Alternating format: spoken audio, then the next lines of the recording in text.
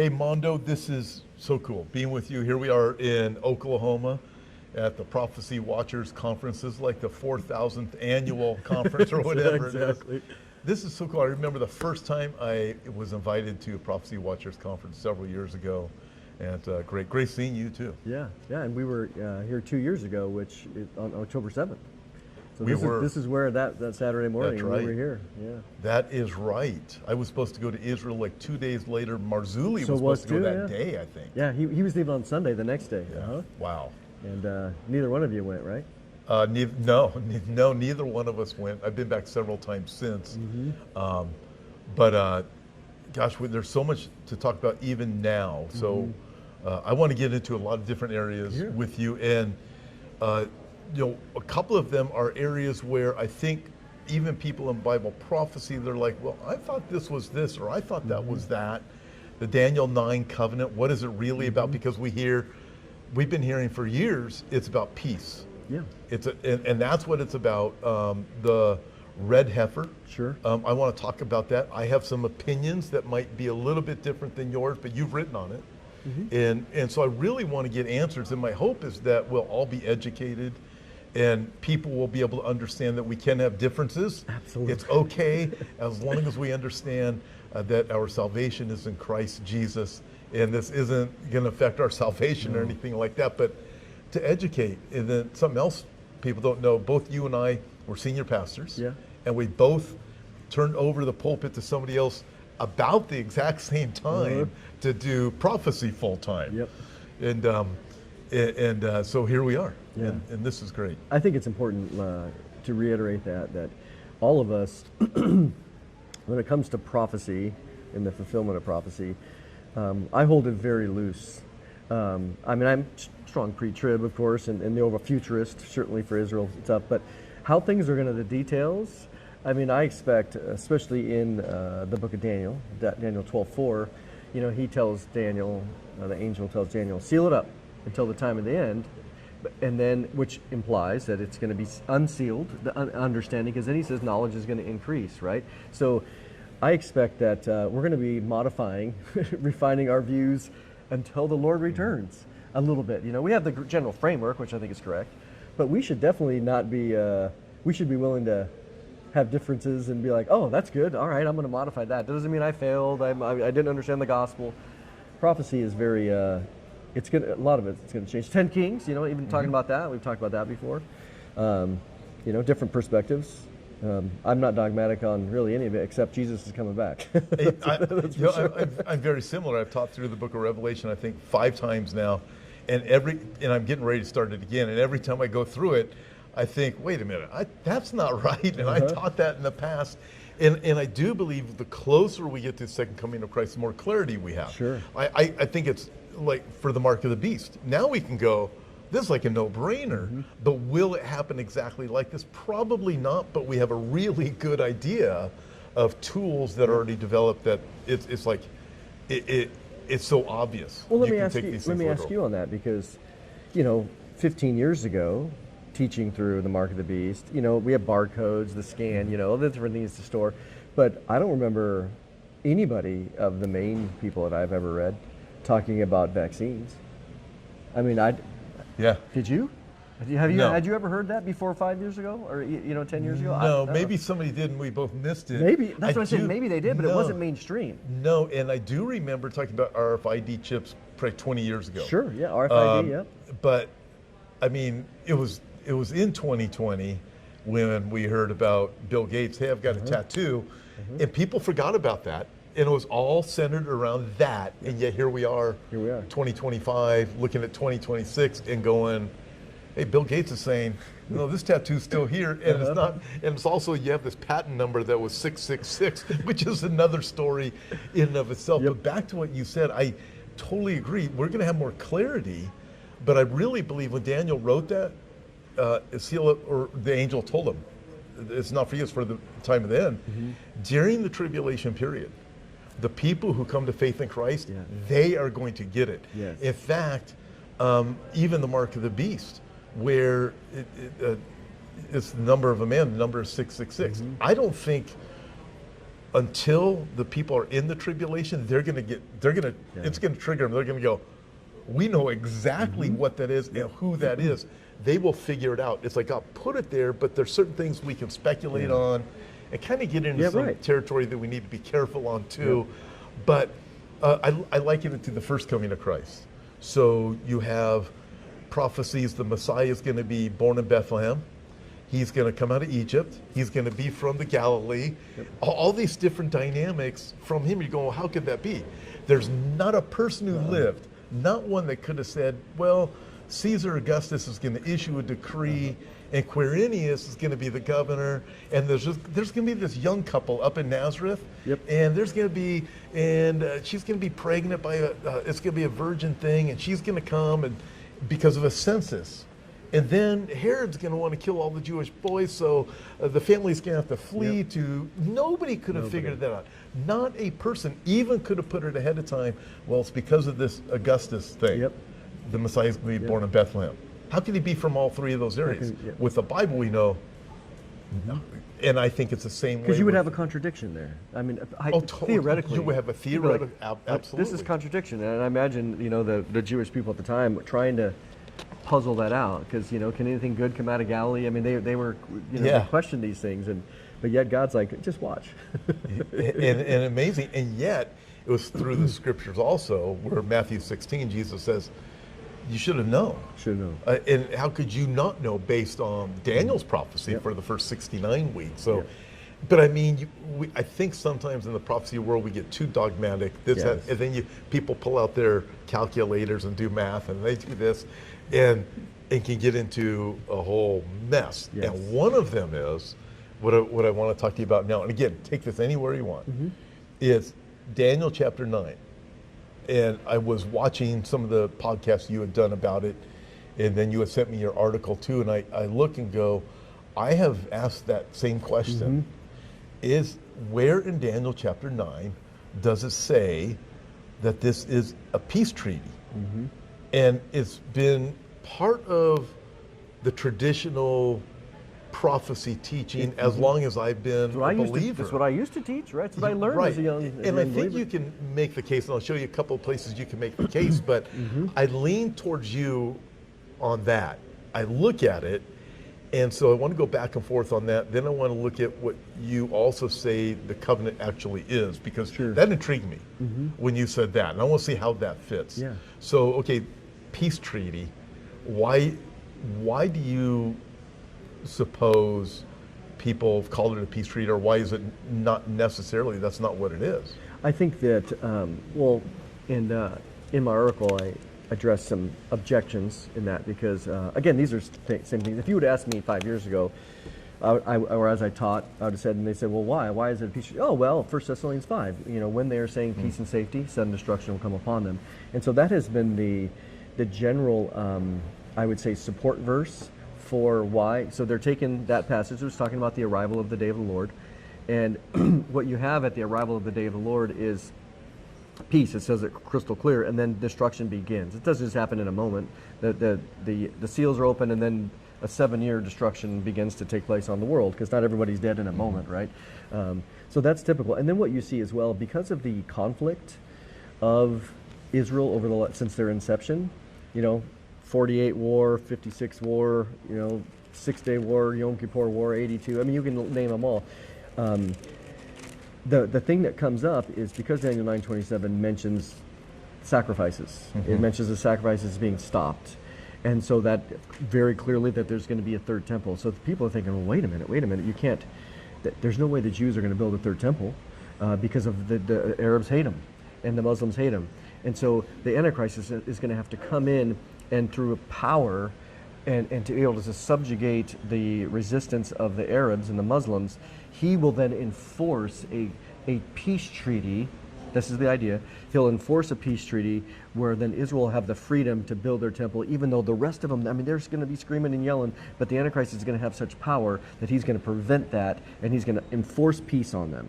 Now, and then you have the other thing too, as it comes to, depends on the version, English, some say make a covenant, some say confirm, right? So there's a lot of back and forth on that. But some people will say, well, the covenant that he's going to confirm or enforce is a previous treaty of some kind that maybe has been maybe like an Abrahamic Accords, and he's going to come in and he's going to put his military might behind it. And so that's the general argument, which I don't accept, but that's the general argument. Okay, so let's work through this, because I want to get to the Mosaic covenant. Yes. Because that's what really caught my attention. I go, okay, well, I want to hear what you have to say on that, because when we look at Israel and you think, okay, how are they going to build a temple? And the tribe of Jacob's trouble, although we can say it's the entire seventh year, the real problem started at the midpoint of the tribulation period. It appears in Jerusalem the people have peace. They're thinking, hey, things are going well. We've got the temple back. Things are going good. So they have that surrounding them. In Isaiah chapter 28, I don't know if you take that as a passage regarding the same covenant. Not necessarily. Okay. Which I mean, your covenant with death. That right, the covenant with death. So so this basically what Isaiah chapter 28 is it says, therefore hear the word of the Lord, you scornful men who rule this people who are in Jerusalem. I look at that and think, scornful men who rule Jerusalem, would that be the Knesset? Right. I mean, you start looking at it, and you got to wonder. But this is what God says. Who else is ruling Jerusalem? Because you have said, we have made a covenant with death, and with Sheol we are in agreement. When the overflowing scourge passes through, it will not come to us, for we have made lies our refuge. Under falsehood we have hidden ourselves. So I look at that and go, okay, Israel enters into, I look at it as still being future. So I tend to equate it with Daniel chapter 9. Some say it happened in the past, but I haven't seen anything definitive that says it happened in the past. But nevertheless, like a previous covenant or something? Like a previous covenant. Oh, like maybe the Oslo well, or no, something even more in Israel's ancient history. Oh, okay. So I don't see that. Okay. Right. Yeah. That's so I still see it in the future, but it's interesting. He says here, it appears the rulers of Jerusalem know it's a lie, but they enter into it anyways, right? We can look at current events and go, you can't actually believe this is real, right? You can't actually believe you can trust Qatar. Anyway, that's another story. Right. But they made lies their refuge, and then he continues, because you want to avoid the scourge. So what's the scourge? Your covenant with death will be annulled, like Daniel 9. It's going to be at the midpoint of the covenant. It's no bueno anymore, right? And your agreement with Sheol will not stand when the overflowing scourge passes through. You'll be trampled down by it. As often as it goes out, it'll take you. Morning by morning, it'll pass over. Day by night, it will be a terror just to understand the report. So we see it. We're going to avoid this scourge. It is a terror because it's you can't even to comprehend it. We think with October 7, 2023, babies being put in microwaves and other things that are even grosser than that you and I are both aware of. So it's that type of thing on steroids. If this is future, when this terror comes, there's an annulment, the covenant is annulled, they're trying to avoid a scourge. So there's some type of protection that Israel seems to be promised. If this is still future, if that ties in with Daniel. Isaiah 28, yeah. Right, and I will say this, I hesitate to say it's a peace covenant of Daniel 9 because the Bible doesn't say that, although I can say, okay, Israel's promised some kind of safety, it seems, possibly. There's something that happens with Daniel 9, a covenant with many. There's also one that I have pushed back a lot against is, well, people say, well, it's the rider on the white horse, it's peace, it's a bow, it's no arrows, therefore the white horse is Antichrist who comes in and he conquers. But the problem I have with that is he's not firing a weapon, he's not using military, okay, but the world was conquered through COVID. The world was and with AI, you can do certain conquering, and it's not necessarily without firing a bullet.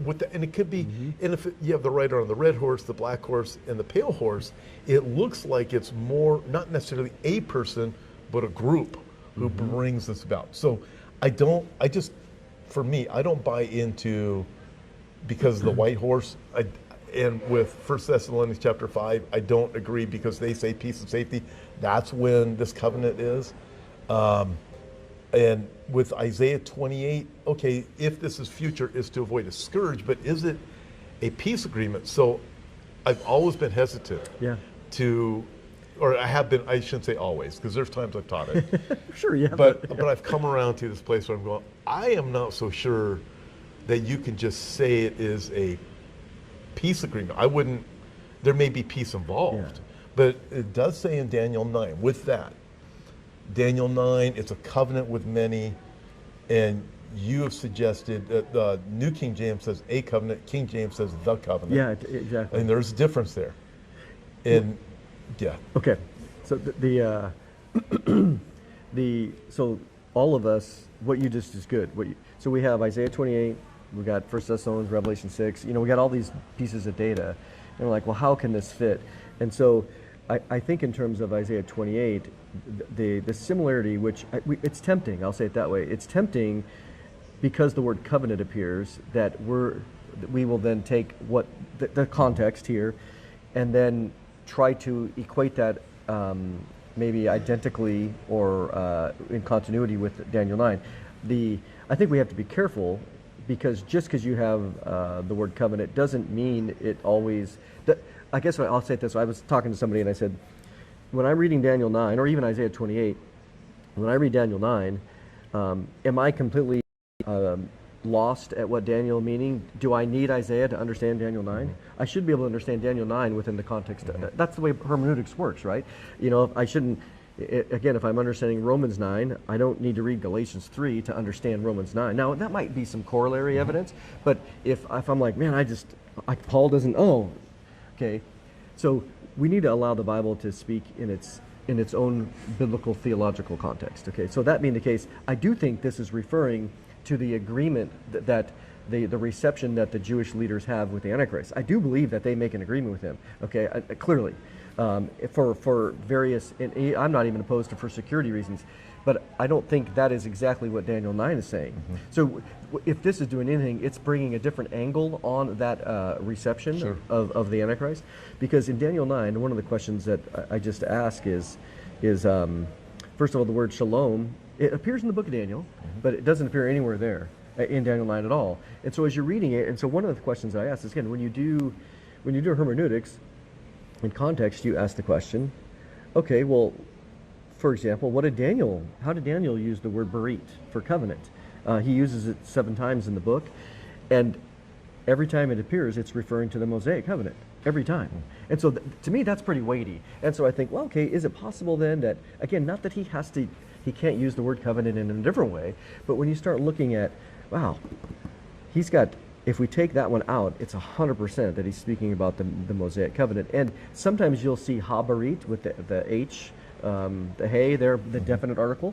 But if you look at the rest of them, sometimes it has the definite article and sometimes, but if you look at the rest of them, sometimes it has the definite article and sometimes it doesn't. But sometimes the translators, because in Hebrew you can do that, you could still say the covenant, but there's no definite article in Hebrew. So the fact that it doesn't say the covenant there in Daniel 9:27 doesn't really mean anything, because again, I can show the inconsistency of the translators in the other one. But even in Hebrew, again, I know Hebrew, but in Daniel 9 it's not complicated. The verb is unusual and unique, but the rest of it's very straightforward. And so literally what it says is he, 11:33. So he uses that phrase, and it means the Jews. So many people say, oh, he's making a covenant with the many. This could be surrounding nations. And you're like, okay, I hypothetically, but La Rabim is very clear. Again, the same exact phrase. And many times it'll say, in English, it'll say he's going to confirm a covenant with the many or with many. They leave out the. But clearly it's a lamed. And a lamed in Hebrew is in front of a word is the, especially with the markings. So that's why and the word prevail is very powerful, because in Psalms 12 is the only other place this particular Hebrew form appears, and all of the English, it says prevail. So it's interesting that what he's doing, the Antichrist, is causing the covenant. What covenant is it? Well, that's up for debate, but he's going to cause it to prevail for the many, on their behalf. And so that's why, again, when you look at the rest of Daniel, I just asked the question, well, if the Mosaic covenant is if he's causing that to prevail for them, and then it's not a stretch, because what's the exact next thing that's said? in the middle of the week, he's going to stop the sacrifices and offerings. Well, where'd that come out? Like, dude, when were we talking about sacrifices and offerings? And all of a sudden, that's right in, it's like the next half of the verse. So its next phrase is, so you see, I wouldn't say it's a reach to take the connection of, and if I ask somebody, if you ask a Jewish person, you're there all the time, hey, the temple sacrifices, why are you going to do that? Well, it's a mitzvah. What are you talking about? Oh, don't ask a dumb question. Well, it's a commandment. Yes, it's a mitzvah. Who? Well, Moses, clearly. And if you ask them today, what do they want? And you know this, the Orthodox are irritated with the seculars because you do have some Sabbath rules, Sabbath laws there, things aren't open, but they want Torah, man. They want Torah to be throughout the entire land of Israel. They want it obligated on everybody, just like went to like Chabad or Jew, F and Q. If you just ask them, what's the Messiah going to do? Give us your version of the Messiah, not the Christian Messiah because they reject it. What's the Messiah when he shows up? He's going to cause Torah to prevail. I mean, they use that language. He's going to build the temple. And so for them, when the Antichrist comes on the scene, which again, we believe, John 5:43, that Jesus said, I came in my Father's name, you didn't receive me. Another's going to come in his own name, you will receive him. So when that guy comes and he promises to bring about the temple, to bring about the sacrifices, to bring Torah back in the land, and that's the covenant, the Mosaic covenant that he's causing to prevail, they're going to eat it up. This is what we've been waiting for. Now, let's bring in Isaiah 28. Could it be in agreement with that the scornful rulers, is that referring to the secular people, or is it referring to the religious rulers? Well, that is, and now I wanted to go that direction, because to me, if you go back to the time of Jesus and his first coming, who do you have? You have the Sanhedrin. Yep. You have this whole Pharisaical approach. Yep. Who was Jesus going after? Yeah. Who was he calling wicked? When you look at Matthew chapter 23, woe to you, scribes and Pharisees. The fruit of vipers. You look at who are the scornful ones, it is the religious. So as you were talking, to me, this is really fascinating because it just totally makes sense. When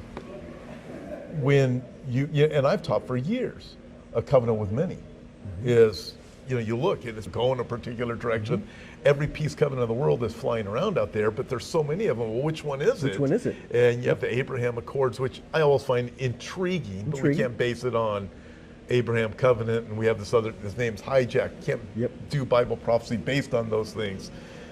A lot of people do. They do. But this is fascinating. So at the same time, then you go, okay, well, who would come along and do such a thing? Which it's going to get to the red heifers in a minute, right? Who would come along and do such a thing? Well, would it be a Gentile? So we know from Dan, is it Jew Gentile? Okay. Is it Jew Gentile? Okay. So if people want, go to prophecywatchers.com/Daniel9. Okay, all one word. And I have a full-length article there. We'll include the full link. Yeah, okay. We'll include because the full link. So one of the things that I ask there is, and I at the end of my exegesis of Daniel 9, I say, well, let's talk about what else contributes. Is the Antichrist Jew or Gentile? And so I say, hey, there's different sides. A lot of people is Gentile because of Romans 9:26, or Daniel 9:26, and so. He's coming out of the people of the prince who will destroy the city and the sanctuary. Well, that's the Romans. But what I ask is, well, wait. I mean, don't be so fast. Don't be either or, because if I asked you, Paul the Apostle, was he a Roman? He was a Roman citizen. He was, and so I list all the evidence. He's able to plead his case to Caesar. Exactly. And remember, he said, "Wait, how are you Roman?" He goes, "I bought this." He goes, "I was born a Roman." So, and then what I did is, so Paul himself is a Jew, but he's a Roman citizen. And so then what I thought, this is interesting. So then I went through, there are at least 10 Roman emperors who were not Italians. Some of them were French, some of them were Assyrian, or like not Assyrian, but like from Syria. Constantine, he wasn't Italian. So now you have Roman emperors that were not Roman. They had other ethnic distinctions, right? But they still were the emperor of this Roman. So in the same way, there's 10. Okay, so this isn't like just an off liar. Okay, and I list them all in the article, and I say this guy, this coming ruler, he definitely could be a Roman emperor. He's the leader of the revived Roman Empire. We all agree on that. It's Romans 9 says, or I keep saying Romans, Daniel 9. But he could have an ethnicity. He could be ethnically Jewish, and he might even be private about that. He could go to them and say, "Listen, by the way, I'm an ethnic Jew. I have that history, that ethnicity and DNA, but I am the leader. I'm the political leader." Again, like the other Roman emperors were. So to me, distinctions, and so he could come along and he could provide distinctions, and so he could come along and he could provide that level of he's the horn of the book of Daniel, of the revived Roman emperor. The Antichrist is, but they receive him. They receive him. That's pretty strong to me, because when Jesus came and he wasn't received as what? Mm-hmm. As Messiah. Mm-hmm. I find it fascinating. He said that in John 5:43. Well, in John 4, John is writing his book, and in the previous chapter, John 4, it's the only place in all of it's this real clear that early on is the woman at the well.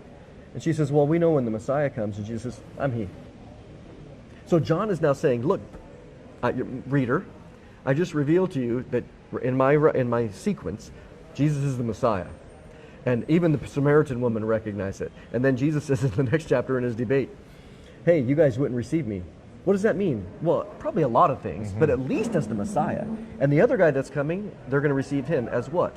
At least, in my opinion, as the Messiah. Another one come in his name, and him you will receive. You will receive. So I just find this very intriguing, looking at the rejection of Jesus and what was one of the issues that they had with him. He says, "I came to fulfill the law and the prophets." Mm-hmm. And they were very challenged by him, how he healed people on the Sabbath, mm-hmm. Shabbat, the different things that he did. So when we look at this and think, okay, what is it that the Jews today say that Jesus didn't do, so therefore we know he wasn't the Messiah? Mm-hmm. There's certain things he did not do. He didn't conquer Rome. Nope. He didn't become this great world leader. So the one they will receive will be doing these things in the name of Judaism. I think so. It's really. I think your argument is very good, and very intriguing also, especially when you look at it from this perspective. We do have all of the cases, the types of antichrists in the past. They were all Gentile. They were. We don't have ones that were Jewish then, but I think that you build a very interesting case that is worth. I find it fascinating. Yeah. Translation, you go, that was spoken of by Daniel, right? Translation, you go, that was spoken of by Daniel, right? So then you go back to Daniel and go, well, that was Antiochus Epiphanes in 167, BC, but Jesus says it's going to happen again. So he's like, look, if you want to understand the future, you got to understand the past. And so when you go to Antiochus Epiphanes, and I have in the article 10 similarities between Antiochus and the future Antichrist, and based on the scripture, it's all there. But it is true that he was definitely a Greek. He was a Gentile. And so, but we're not limited just because that's a type. That's a type. Sure. So, but the key thing for me was that 10 Roman emperors were not Italians or Romans ethnically. They had a different ethnic group, and therefore you can still say, in many ways, he's a Gentile. Because even today, you might have some people that are Jewish that maybe have a Jewish mom and a Gentile dad. They could claim both at that moment. And there are many secular Jews. Yeah. Even in Israel, there's a left movement over there. I was interviewing a gentleman, I think you're familiar with him, he's wearing a kippah, and we were riding up in an elevator, and I said, hey, I'm going to interview, he used to be a UN ambassador for Israel. And while we're riding up in the elevator, he says, this isn't going to be a religious interview, is it? And I said, no, what I want to do is talk about politics is what it was. And get his idea from meeting with the UN and things like that. And he goes, good. And I said, well, I noticed you're wearing a kippah. He goes, of course. And I said, so you celebrate the Jewish feast? He goes, I celebrate Shabbat, I celebrate everything. Oh, so you're a religious Jew? I'm not a religious Jew. Exactly. Okay. He was a full-on secular Jew, but he does these things. These cultural things. Full-on cultural, but these things. These cultural things. Full-on cultural, but he's secular. Okay, and then we go back to the time of Jesus. What's the issue that Judas had with Jesus and the other religious leaders? That again, Judas like, this guy ain't conquering Rome. We're getting rid of this guy. And so these dynamics that, I don't know, I find it very fascinating with this conversation. Yeah. Looking at Daniel, the covenant, the false Messiah. Where's he going to come from? I mean, look at George Soros. Yeah. He was willing to sell out. People would say that exactly. Let alone yeah, exactly everything. And so that's not really that's not an argument. No, there weren't very many. Exactly. Let alone exactly. everything. So that's not really that's not an argument. No, there weren't very many good Jewish kings. In fact, this book is full of sins of Israel. All right, so let's shift gears. This is fascinating. We do have the link provided to get Mondo's information on this article. This is great. Really enjoying this conversation. Okay, red heifer. I know we've already gone kind of long, but I want to talk about the red heifer. So you've written a book on it, but I stand back and I see, from my perspective, all right, I look at it and go, okay, so these red heifers are at Shiloh, where the public can just go to them. I'm thinking if they're so holy and protected, anybody, I mean, a Palestinian guy could go up there and throw. They are more protected now. Okay, they are more protected now. But they haven't. I mean, you look at this, wait a minute, and then I've watched a lot of different Jewish guys, non-believing in Yeshua. I've seen things from, look, they've all got white hairs. You get close to them, you can start to see white hairs. I've seen one in particular said, well, the red heifer rabbinic tradition, their rabbinic tradition was the red heifers only cleanse, the purpose of the cleansing of the red heifers is not for the Jews to be able to worship, it's for the Gentiles to be able to come to a house of prayer. Oh, no. So you have all these different rabbinic traditions that are out there. So what we have is Numbers chapter 19, correct? Mm-hmm. But other than that in the Bible, we don't have the red heifer now. Not in the Old Testament. But that's it. Okay, so in the New Testament, do we? Hebrews chapter 9. Okay, let's go there because do we? Hebrews chapter 9. Okay, let's go there because I do see this. We know from Daniel chapter 9 there is going to be animal sacrifice taking place. Crystal clear. So walk me through, and also the sacrifice of red heifer. Was there a legitimate one? Did it really happen? Because I've seen some things that are very concerning at the same time. But why, number one, why is it a big deal? Ceremony, where it went viral. Ceremony, where it went viral. July 2025. Yes, so just recently. Byron Stinson, who is the leader of Boneh Israel, at least the American side, there's a deal with rabbis and stuff. He called me. No, he's Gentile. He's Gentile. He's the guy. He basically. He's the red heifer guy from. He brought the cows. Rockwall, Texas. Yeah. Well, that's where some of them were from. Okay, not all of them. So he called me, and I said when we had an hour conversation about a lot of things, and I said so I was able to get this is from the source now. Okay, and so what you had was. The rumors, major rumors. You have the word practice being used, and then he used the word real, and so people are going, well, this guy, he said it was real, but then this guy said it was practice. And the fact is, again, when I talked to him, I said, Byron, this is causing a lot of confusion. I said, I think I understand what you mean by that, and it's both. It was how can it be a practice but yet real? And he said, so I said, let's clarify this. And so I did a video on this, okay, because I said, I want to clarify this, okay.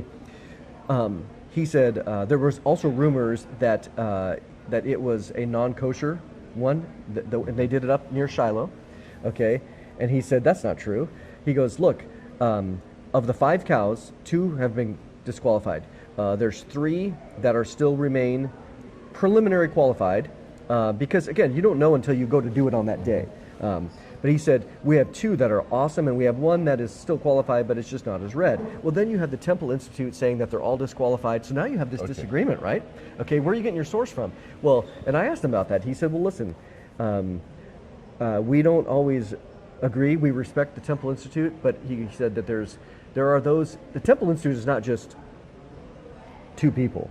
It's a whole group of a coalition of different rabbis. And he said, we had people that were there on the day of the ceremony, this July 8th ceremony, that were from the Temple Institute that said it's completely kosher. Scenes. I said, Byron, you know that they are never going to accept that ceremony, that red heifer ceremony, unless it's done on the Mount of Olives. I said, you know that. And he goes, yeah, I do. He goes, look, what I said was, this was a real ceremony. We did it according to the Bible. The Bible doesn't mention the Mount of Olives, just mentions the ceremony. But so when I was interviewing other rabbis, they said, well, it's not even a possibility of it being real or being legitimate. And I said, why? He goes, well, it's on the Mount of Olives. Exactly. So what you have is, for a Jewish person, I want you to think like a rabbi. A rabbi has the Bible, Numbers 19, and they have all their traditions. Okay, well, Byron did it by the Bible. Okay, real. He did not follow the rabbinic traditions. So he knows that even though some of them were there, and they said, yes, this was a biblical ceremony. A biblical. So that's why he said, look, it was a real ceremony. It was done. He goes, I gave, this is what he said, quote, I gave the best of the red heifers, the most kosher, if you have, it's kosher, it was perfect. He goes, I have rabbis there that saw it and did it. He goes, but we have more. He goes, we have more. He goes, and I know. I said, Byron, you know. He goes, yes, I know. He goes, we did it according to the Bible. He goes, and I know that that was a practice. It was real, but it was a practice because I know we're going to have to do another one on the Mount of Olives. So he knows this. And so he said that what he's doing, and I said, well, why'd you do it? He goes, I did it to give it a push. He goes, so we offered up one of these to give it a push to create momentum. Because, you know, and him and I, to create momentum. Because, you know, and him and I, we agree on Jesus, you know, but he has a little different eschatology than us, that's fine. So for him, okay, let's go back. Why does it matter? Well, because we do know that I've never heard what you mentioned before. I'd love to know the source on that. The red heifer, according to the Bible, is for the people of Israel.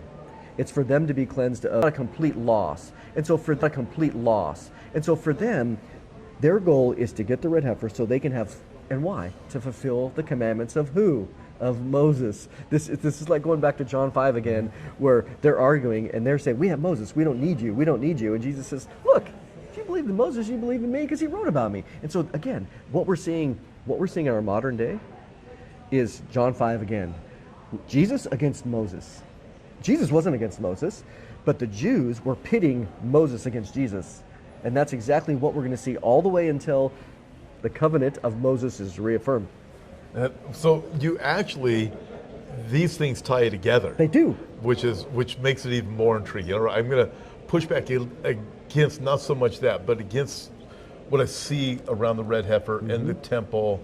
And I get concerned because sometimes, I know this isn't you, but I've watched some people say, hey, now we have ashes of the red heifer. We can, like, holy water or and whatever. We can heal people. And we can heal people.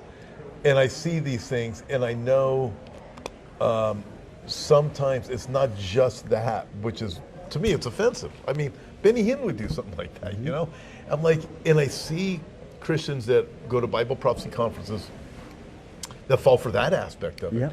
And funding, look, I look at the temple that's coming. I'm not interested in giving money to support the temple that's going to be built. I look at that temple, look, that's ultimately going to be the temple that Antichrist is going to sit in. He's going to defile, Yeah, you know, and you and I, your description of the millennial temple is phenomenal, by the way. You should check that out too.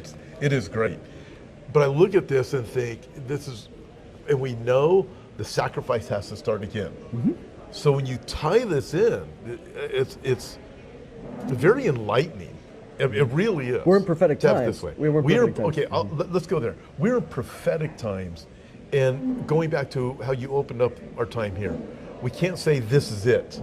And that's where we really need to be careful whenever we're talking about Bible prophecy, because I started looking at the red heifers back when they are Christians who come in to spend money. Yes. It's true. It is true. You're going to love this story. So Steve was with me. We were in Galilee at Magdala. You'll love this. I may have told you this before, but this goes along with the Temple Institute and these things. Who are their favorite customers? People who go to prophecy conferences. So we're in Galilee. We're leaving Magdala. It's closing, right? So the last part of us, we had to go out this other gate. There's only about 10 of us left. The people going on the bus, they're able to go out the big gate. We walked around the back. We're walking around the back, and there's these 3 Palestinian guys. They have these bottles of holy water or whatever it was, and they've got a hose from the faucet filling them up, and they looked up at us and just with a big smile, we just started laughing. With horror, right? We're laughing because we know we know how this thing rolls. But this is what Christians need to be very careful of. Is what are you giving your money to? Why are you doing it? Understand most importantly, the Bible, and understand also we don't have Nope. we don't have the answers to everything, but we know how it's going to go overall. Yeah, yeah. We can have. Look, I was one of those where zeal, which is good zeal's good, but zeal without knowledge, or zeal can lead to gullibility at times, and this is where, as you mentioned earlier, there is some truth to many of those in that movement who are looking for Christians, evangelical Christians, to support them, and many of them do. Like you'll go there's, make a donation, and so, and what they'll tell you, like I was interviewing this Orthodox Jew, and certainly not a Christian by any means, and he's like, Mondo, I'm just so fascinated by that. He's done a lot of reporting on the Red Heifers, because I'm so fascinated by this because he goes, Jews aren't interested in this. He goes, when we go, Yeah. Everything I've studied, what's developed and what Judaism has become, it's been all tradition. Yes. So it's fascinating when you look at Jesus, he comes against them for their traditions. And even back at the time of Jesus, they held the traditions over the word. Matthew 15, that was the argument. And to this day, even more so. Well, and what you'll see is, like, in Jewish history, you had a group called the Karaites, okay, right? And the Karaites were basically Bible only. They rejected the traditions of the Pharisees, which the Pharisees, what I said yesterday in my presentation is the rabbis of today are the descendants of the Pharisees of yesterday. It's a continue, because the Pharisees held on to that tradition all the way through. And what the rabbis in Judaism today, what they want to portray is that, no, there's only ever been one Judaism, and it's our version. Okay, well, that's called revisionism. Okay, because that is not true. But you ask me, what about the Karaites? The Karaites, really strong group, really like 8th century AD, and they rejected the authority of the rabbis and traditions. And we would probably get along more with them, because just like Jesus wasn't like, I don't think he was anti-tradition, but when the traditions voided out the word, he was fired up. Shabbat, for example, would be a perfect example. Yep. He's healing people on Shabbat. Yep. They're saying you can't do that because we've decided the way Shabbat's supposed to be. Exactly. Our traditions say this. So this is why it's important today when you see, and I'll say, you got to be, and I guess you don't have to be careful, but what you see today as it relates to the religious is, again, you have Reform, which is very left. You have conservative in Judaism. Then you have Orthodox. Then you have Ultraorthodox. The Hasidim. The Haredi. All this group. So the question is, who are the leaders there? Again, going back to Isaiah 28, is it the secular? Which group? Is it the religious? So who's he making the covenant for? He's causing the Mosaic covenant, to prevail for the many. Which Jews are that? But we do know that it involves the sacrifices. And so, are the secular going to care? So who's there? Which government is in charge? And so that's when I think about, I don't deny. Yeah. Could it be that these religious rulers, but they were adamant about the temple. They were adamant about the sacrifices. They were adamant about following Moses. But yet we have no king but Caesar. Could it be that the leadership that's coming, that's going to make this agreement with this figure, who's going to receive protection so they don't receive the scourge? I have no problem with that. That, to me, that's just speaking of a different meaning. It doesn't mean that Daniel 9 doesn't refer to Moses. But I see them as working together. I do. I mean, 100% agree. This just gives you a little bit more of a picture. It's like drawing in with a little bit more color of what's going on. But this doesn't need to be. This doesn't deny that that's Moses. No, no. The way you describe it, it doesn't deny it at all. No. So fascinating. Yeah. This is a great time with you today, Mondo. Yeah. Fantastic. Good time. Love studying Scripture. Really enjoyed it. And again, we'll have links for Mondo's, his articles, other videos for you to watch too. We'll have them here in the description. Well, they're already there. So check them out. Great, Mondo. God bless you guys. That was cool. That was great.